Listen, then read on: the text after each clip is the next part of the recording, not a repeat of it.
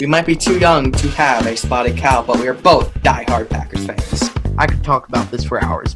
He was my legend. He was my quarterback one. Taysom Hill, forever in my heart. We have a kind of a reputation of being the young and diehard fans. How is that, Dr. Pepper Taysom?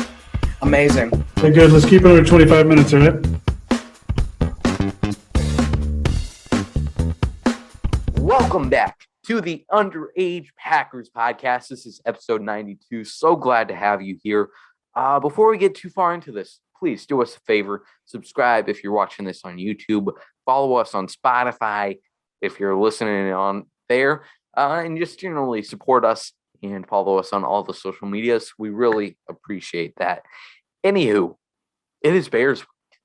I should probably introduce myself. I always forget to do this. I'm Joey. So thanks for tuning in. And with me, as always, is my co-host, Big B. So, Big B, let me ask you, do you have any big plans this weekend? Man, well, it's my birthday this weekend, and Yes, that's right. I think there's something on Sunday. I think I'm doing.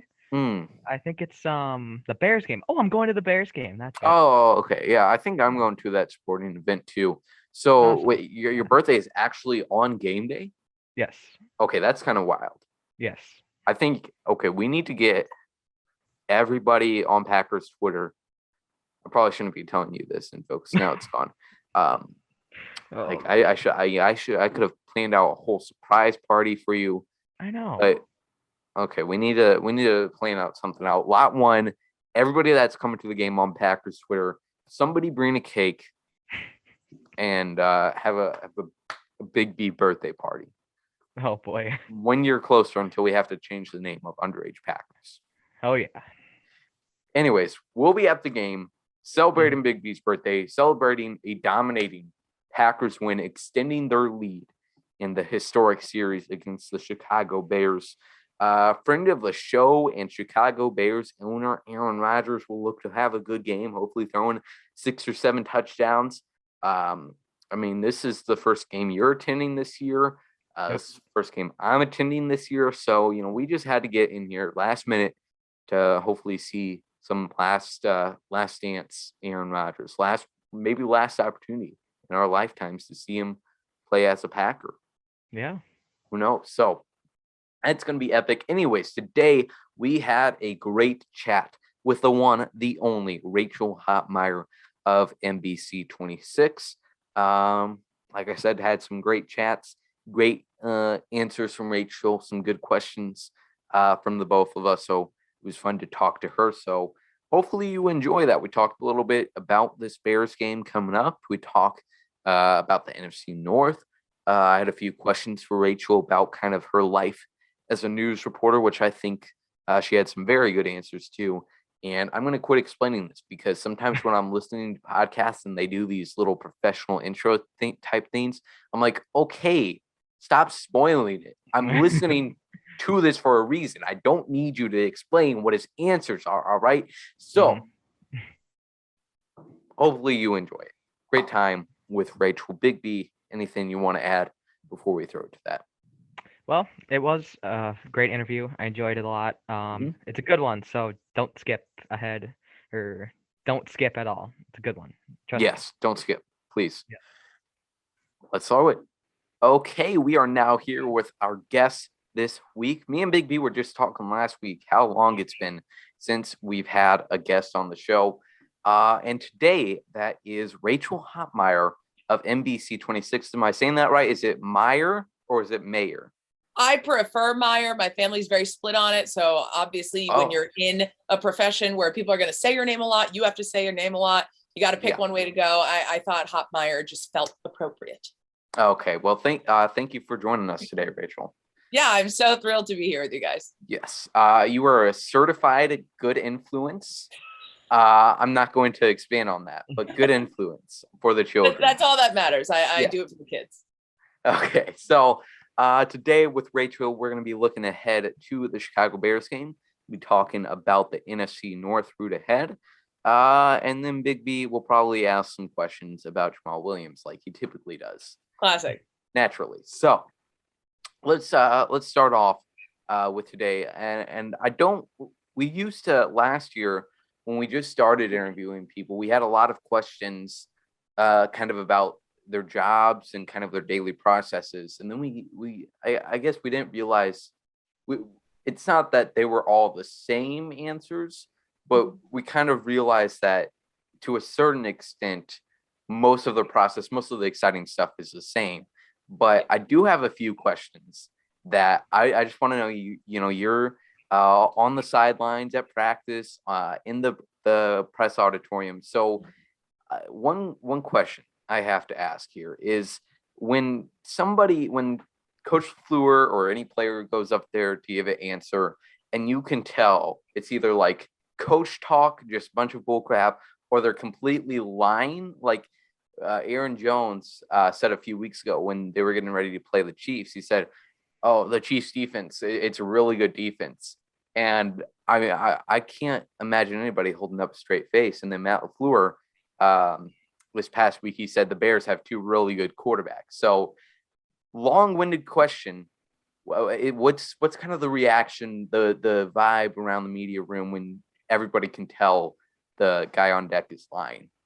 I think at the end of the day, coach speak can be a PR move at the end of the day. It's also a respect factor mutually, especially with these pre-game press conferences leading up throughout the week.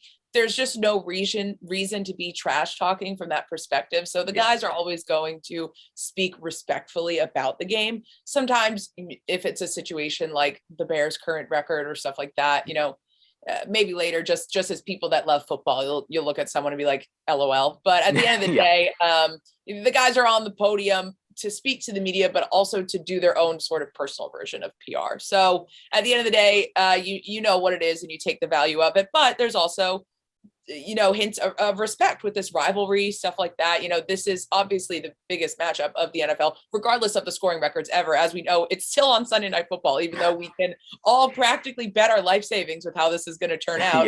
At the end of the day, it's still Sunday Night Football for a reason. The storylines write themselves here. So is it maybe somewhat humorous when you hear coach speak? Sure. But at the end of the day, it's words that are going to be said. You're not changing them.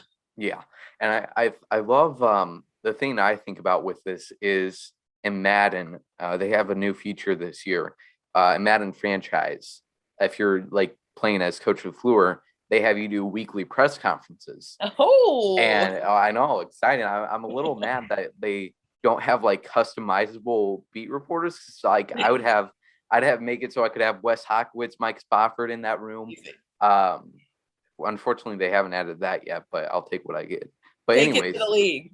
Yeah, they have options for what you can say. They don't have like very in-depth answers, but like the reporters will ask you, what do you think of your upcoming opponent?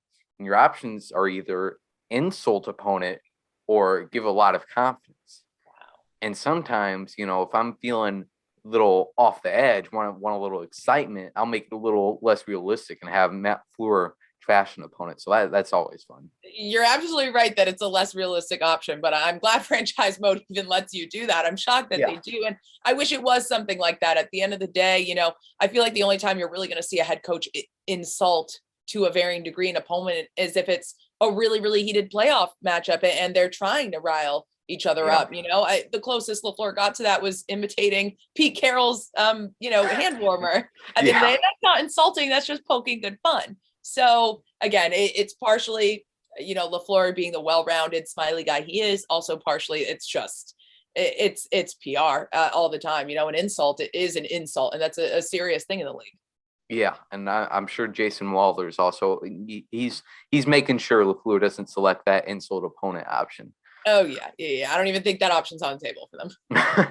So another question I kind of wanted to ask now about your job is, so you work for NBC26, your nightly news, and one thing that I've kind of always found a little fascinating or a little just crazy about specifically that type of job in the media is how it's constantly and changing, and for people personally, and not in the sense of like you have low job security or you don't think people like your bosses higher ups trust you, but you're constantly looking for possible new job opportunities, I guess, just from the outside.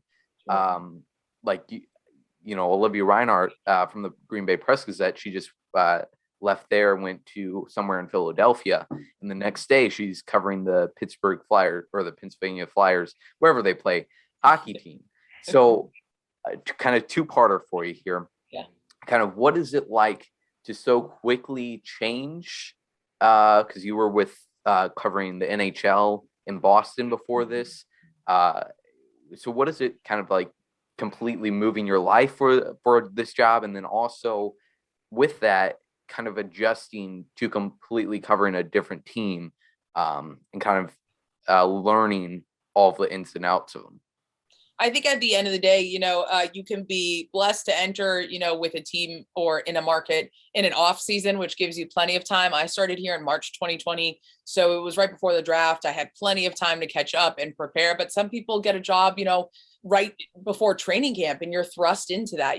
Plenty of jobs start around then, and that can be tough as well. Or I've had friends had to change beats in the middle of the season. One of my friends that works for The Athletic just changed from a team to features, and that means you're not covering a team for the rest of the season, but now you're picking up stories with guys who you might not have met yet. So it can be hectic, but it's the pressure, that makes you perform harder at the end of the day. It's a lot of this industry, especially on the TV side, is sort of contract based. So you take these jobs for a set amount of time. And that's where you kind of see some of that mobility and the desire to be mobile and change different markets. It is all very personal. It depends on people. Some people want to get back to their hometown market. Olivia is from the Philly area, so that's why she went back to the Inquirer. But it also just depends on when opportunities arise, because one person is mobile, that impacts someone else taking their job, someone else taking that job. It's a real life cycle of things. But on the TV side of it, it's very time contract based. So people will take jobs for 1 or 2 or 3 years. And when that's up, sometimes you've outgrown it, you've moved on, or you're pursuing other things, you're pursuing more money, things like that. There's so many personal factors that come into choosing jobs in markets. And then some people stay in a market for a really long time because they ended up loving it in Green Bay, or they found their partner there, or they're just obsessed with covering this team. There's, again, everything that factors into these decisions. I know it seems like people move around so much. It's all very personal motivations usually. Sure. And I appreciate that answer. And I find it really interesting because realizing like it's not really easy to, you grow up a Packers fan, you have an interest in broadcasting somewhat, and then like it's not that simple. Okay, I'm going to apply here at WFRV. Because I know plenty of people, I think most people really that cover Green Bay, the Packers for different news coverages aren't from Green Bay. Like Chancellor Johnson is from Houston. We talked to him earlier this year. And I gain a lot more appreciation in that aspect, just for how dedicated they have to be to simply just sports broadcasting in general, not just to a specific team. Because if you asked me to do the Underage Denver Broncos podcast, I'd have a very difficult time every week. I mean, first off, just learning the players outside of Teddy Bridgewater and Bradley Chubb, but then also just finding a passion every week to deliver information on them. Yeah, absolutely. It takes a lot of effort. I mean, it has to be your life, especially if you are in an area that you didn't grow up in. And for most people, the market that they grew up in is a top 20, top whatever enough market that you can't just immediately get a job there. I obviously did not grow up in Wisconsin. So everything I know about the Packers, Wisconsin, everything has come on my research of the last 2 years. I did not know it before. Simply, I grew up in an AFC world, not an NFC world. So now talking about kind of get into Wisconsin specifically, just one question I wanted to ask about that, and then I'll let Big B talk for a little bit, and then I'll have to shut him up again. He only gets 2 minutes. Kidding, obviously. But I'm heading to Green Bay this weekend, and one question that we like to ask people that live in Green Bay, what is your favorite restaurant in Green Bay? I think it depends on the vibe, but if I always have someone says, hey, I'm coming for a game weekend, where should I go? Above and beyond, I'll always recommend Hinterland. It's the brewery right next to Lambeau. to me, it is the only brewery in town that hits 3 out of 3 5-stars. Food, beverages, and ambiance. I just don't think any other brewery around here hits the 3 out of 3 the same. The food, the beverage, the ambiance, everything is always stellar. I've never walked away from there upset or anything other than extremely happy I spent my night there. I think the staff is incredible. I know the owners kept their employees all on their health insurance during the pandemic, even when they were shut down for such a long period of time. So it's great people behind it, but also you're right next to Lambeau. You can't beat the views. Cheese curds are great. Pizza is great. Yes. Beer is great. So above and beyond, if someone had to ask me for one recommendation, I'm sending you to Hinterland. Okay. I know a lot of people say like outside of Lambeau Field area, if you drive out a little bit, that there's a lot of other great places, but for, just 1.5 day stay, like I'm going to have this weekend, hitting places up like Hinterland, Kroll's, Stadium View, those you can never fail with those. Exactly. Yep. You want to stay there. That's where you're going. Yep. Now Big B, let's hear your classic question for Rachel tonight. All right. What is your favorite Jamal Williams memory? I ask everybody this, so I have to hear it from you. What is your favorite Jamal Williams memory? My favorite Jamal Williams memory. Define memory. Does it have to be his time with the Packers? Whoa.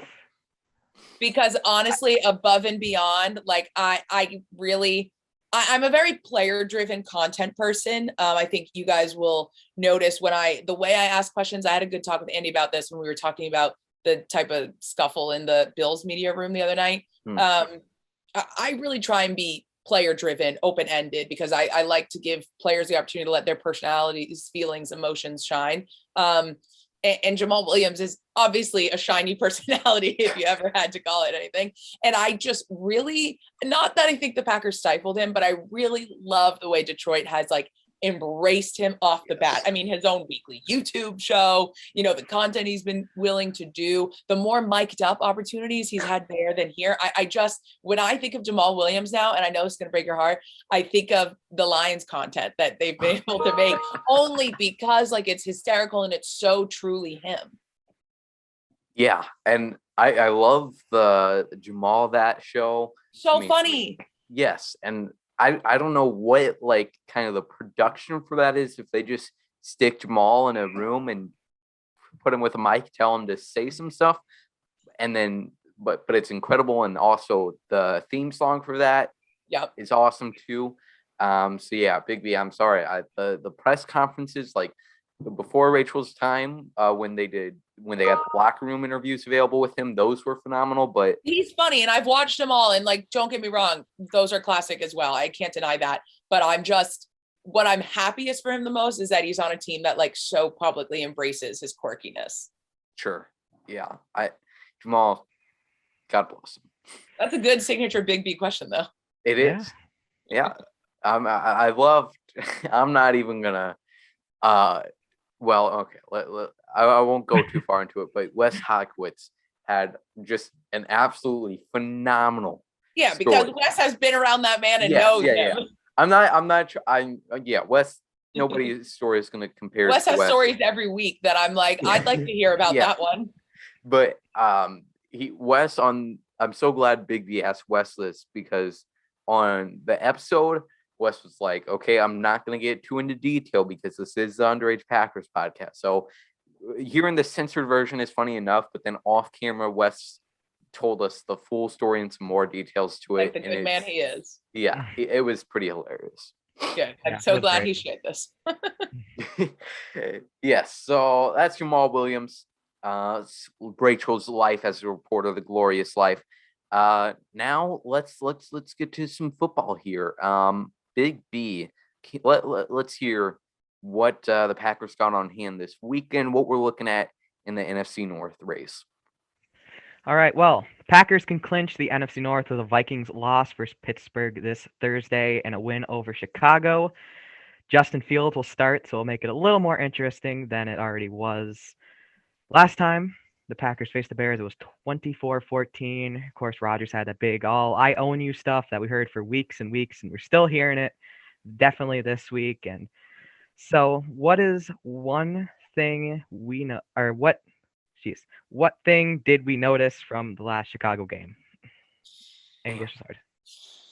That was a long I think, if we want to pull on the I own you part of this game, the really deep heartstrings personal part of this game, it's that this rivalry still means a lot to these players. And I think a lot of people were critical even here that this game stayed on Sunday Night Football, and they're like, why? We all know what a beating this is going to be, and that's not even being cocky. But we all knew, going into this, what the numbers are.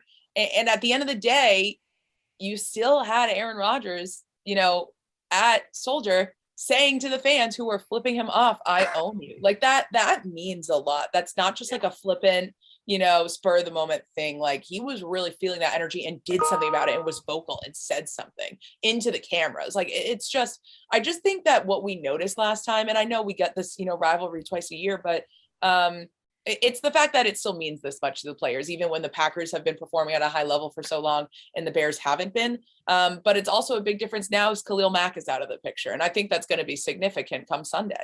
Yeah, they've been dealing with a few injuries lately.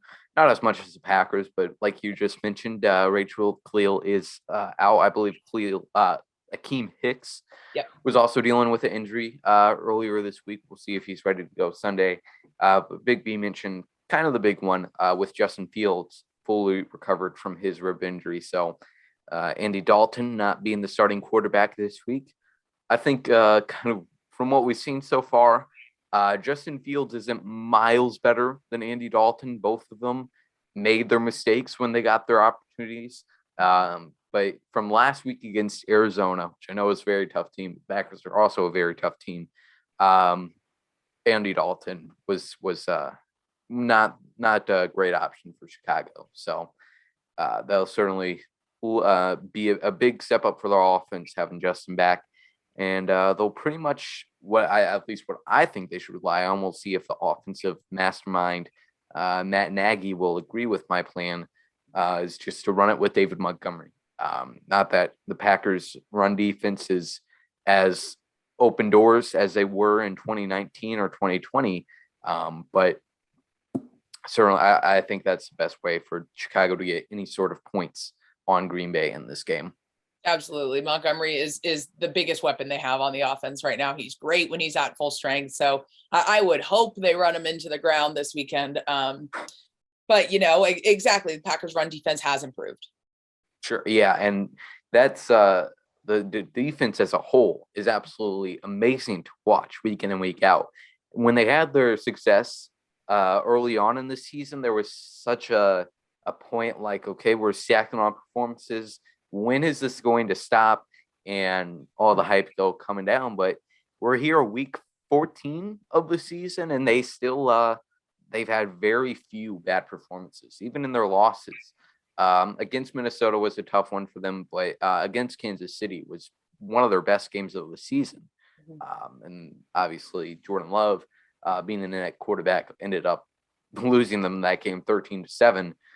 But the defense has been playing really well so far, and they might be getting even better as Jair Alexander returned to practice today. It was a limited amount, but after getting very little info from Coach LaFleur all this process because he was on IR, now Jair is back, and it looks like he could be designated to return somewhere in these next 21 days and be ready for the final stretch.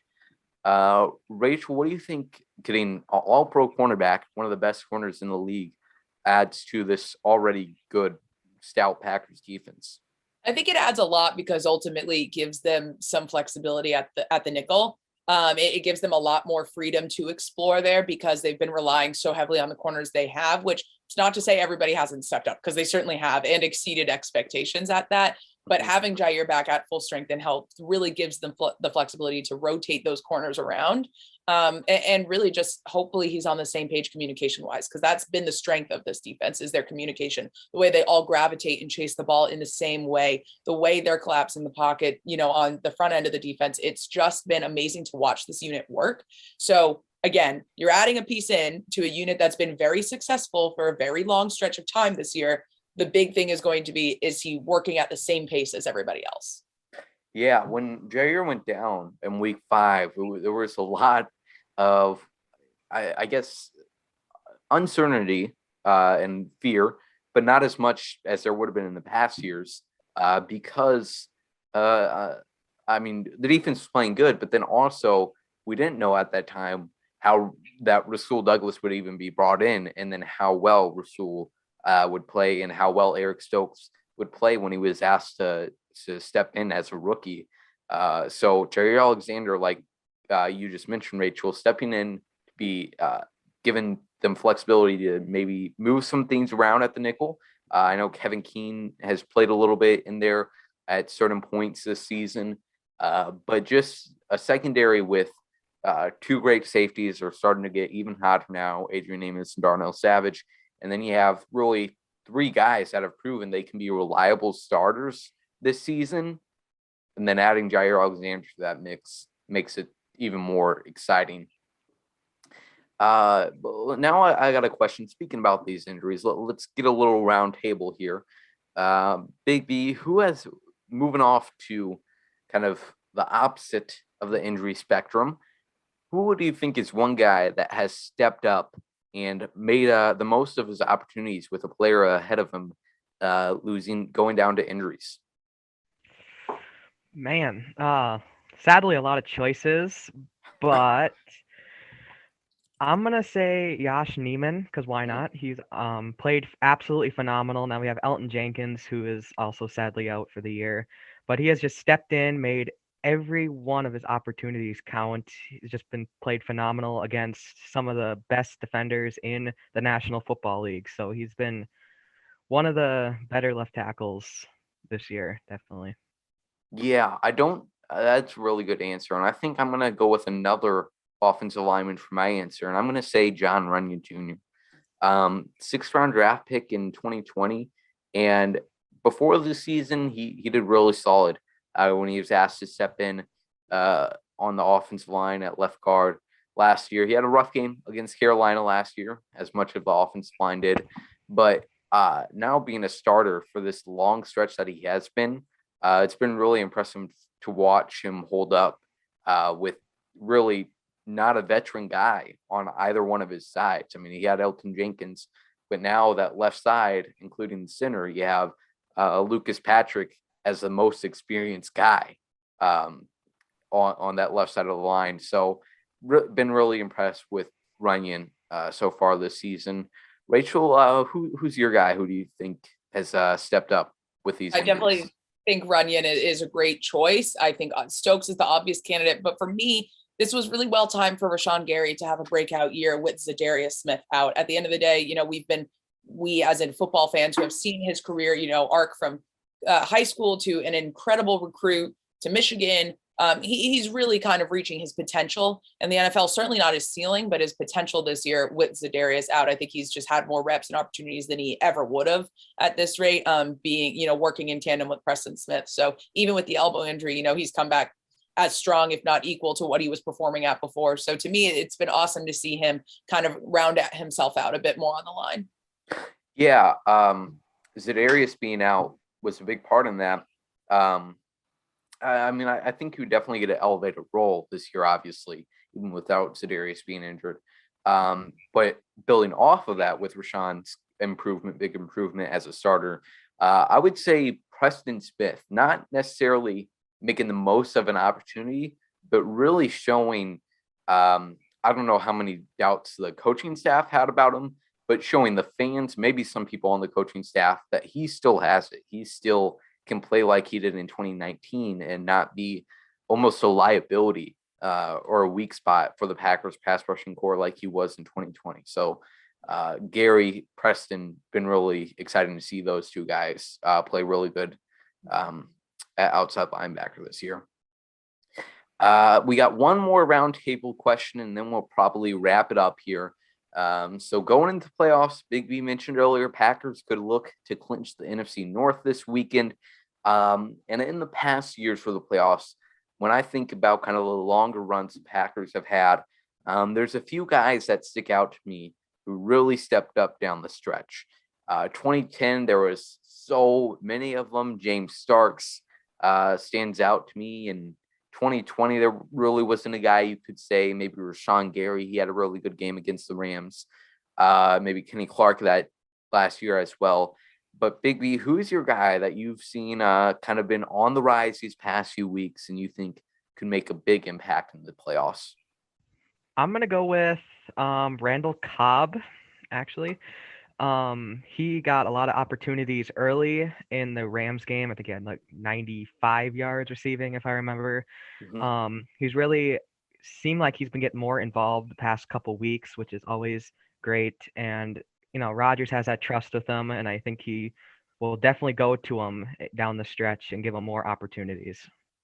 Man, the emotional the emotional connection with Randall Cobb, if he goes out there in the playoffs and absolutely balls out for an absolutely incredible storyline, like, I mean, the documentary, I already got the whole documentary worked out in my head. I even started a Spotify playlist with my friend Nate back in July when this whole thing was going on. I'm like, okay, what's going to be the soundtrack? Me and Nate, we got the opening song for the film worked out for the Super Bowl film. So I don't want to announce that yet, so we can't give any ideas to filmmakers. Anyways, Randall Cobb balling out in the playoffs would be absolutely so fun to watch. My guy, I'm going to go ahead and say Josiah DeGuara. I think he's going to be the leader for the Packers at the tight end position in the playoffs. Robert Tonyan is obviously out for the season with a torn ACL. DeGuara got his first NFL touchdown 2 weeks ago in Minnesota, and he was really seeming to get a lot more opportunities in the receiving game. Rachel, who's your player that you think can step up in this playoff run? I think the most logical person in my mind could be AJ Dillon, really taking on a higher load. I mean, I could see every game where he has a game winning or go ahead rushing touchdown. And his plays matter. Those 5 yards at the goal line really matter. So whether it's 5 yards earlier or not, I mean, the way he's able to accumulate these first downs is really incredible. So I could totally see him being a guy that the quads really propel the Packers forward. Nice. For sure. If especially if the Packers end up getting home field advantage, and AJ throughout the second half, once the Packers get really a 1-2 possession lead, just run the ball with AJ Dillon every single play, wear that defense out, and they'll be in some good shape. Exactly. And the Packers are still the one of only 2 remaining teams that are undefeated at home this year. So, they're gunning for that. Yes. And hopefully this January, some snow, some cold winter weather comes in clutch for the Packers. And unlike last year where it's like we finally get an NFC championship game at home for the first time in 13 years. And it's like a nice spring day. So that wasn't ideal. But I think that's all we have to talk about. One very important question I had to get in, though, before we let you go, Rachel. I'm sure Big B will have a very good answer to this one and will be very interested in both of our answers. But I want to hear your favorite Taylor Swift album. Favorite albums. There was a period of time, Taylor Swift really aligned with me in like middle school and high school, where everything she wrote always lined up with where I was at in relationships and stuff. So the sentimental attachment is there, but I actually got to see Taylor Swift for free. Whoa. Yep, bingo, on the Reputation tour. And I'm really happy I saw her then because of where she was at as an artist and a person and the production level. And she was really transforming herself. I compare her a lot to Madonna in the sense that she's an artist that has reinvented herself so many times. And, Big B, you can laugh all you want, but it's true. And at the end of the day, I'm glad I could see her in that era. Unfortunately, like I'll say, like the folklore and Evermore stuff, I don't relate to that much. And because she said, she's moving away from talking about her own experiences, and now she's really into the storytelling, which is great.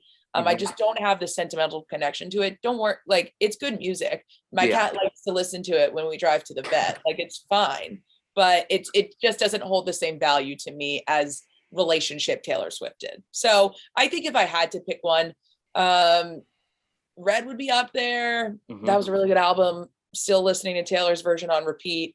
but Reputation was really fun. Yes, I also got to see Reputation Stadium Tour, not for free though, but I did see that. It was phenomenal.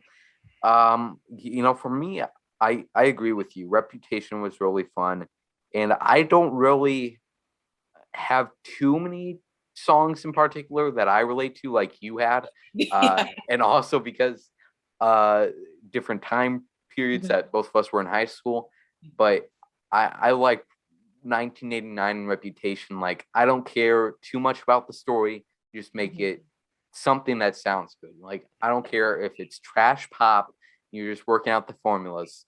I love it. Exactly. Does Big B have an answer here? Does he listen to I don't know. He might know like one or two Taylor Swift album titles. Just shut up. It had to be asked, and I'm so glad we could include it. Yes. Oh yeah. Thanks for your input, Big B. Yeah. We can't. You got to ask Aaron Nagler what his favorite Queen song and album was. So this is it's my currency. Yeah. Well, yeah, but you also like Queen too, so Sure. Well, Queen's classic. You should like Taylor Swift, also a classic. Jesus. He's the Joan right. Jett of our generation. No comment. I can't. Not wrong. Yeah, Not wrong. Big B. He had to work me into listening to Queen, so I'll convert him eventually. Just get him there. Yeah. Good luck with that. Good luck. All right, that's all we have for you today. Thank you so much, Rachel, for coming on, telling us about the Packers and the greatest Taylor Swift. Yes, so happy to be here, guys. Let's do it again. Okay, we got kind of cut off there at an awkward time at the end of that great interview with Rachel. Ended it off on a very high note. Some Taylor Swift questions that Big B thoroughly enjoyed. That was a fun time. We thank Rachel for joining us, and we hope you enjoyed this episode of the Underage Packers podcast. One last plea for support, following, subscribing. We appreciate all. We appreciate it. If you're just listening to this point, it means a lot to us. So, in conclusion, Big B's birthday this Sunday. Make sure you find some embarrassing pictures from him to post out there on Twitter. Please don't. And Packers versus Bears game Sunday, 7:20. Be there. We'll talk to you later. Go Pack, go.